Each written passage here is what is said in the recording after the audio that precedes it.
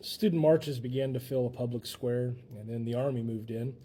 In 1989, turned hope, into a political crackdown. I'm Matt Haskell. I'm a high school history teacher, and we're going through Billy Joel's We Didn't Start the Fire line by line, and this is one of two to go, the penultimate episode. We're moving on to China's under martial law. When Billy Joel sings China's under martial law, he's pointing to the spring of 1989 in Beijing, when weeks of demonstrations calling for reform were met with a military response.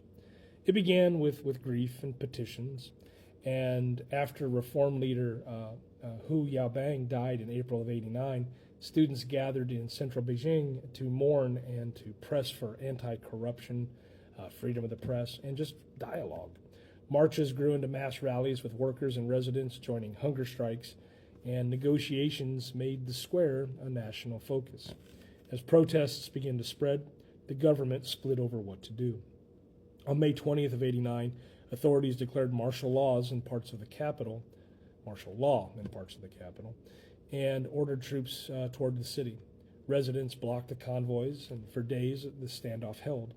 Then, on the night of June 3rd into June 4th, the People's Liberation Army moved to clear the key avenues in the city. They used live fire. Armored vehicles pushed through barricades. Civilians, including workers and students, were killed and wounded on the approach roads.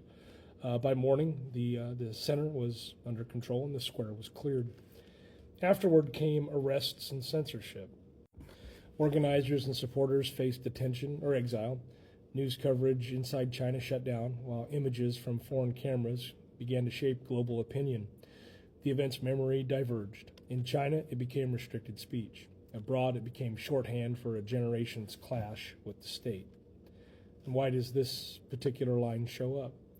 Well, because China's under martial law captures the exact pivot from open demonstrations to a military solution. And the way, a city's streets became the world's front page for a night. When we tie it back to the song, China's under martial law, it compresses the weeks of protest, the May 20th order, and a June crackdown that defined 1989 for millions that were watching. The reason why it matters is, this moment shows how public space and media and state authority all collide together. It explains why student activism can rally a city and why a government's choice of force or dialogue can set a country's story, for decades.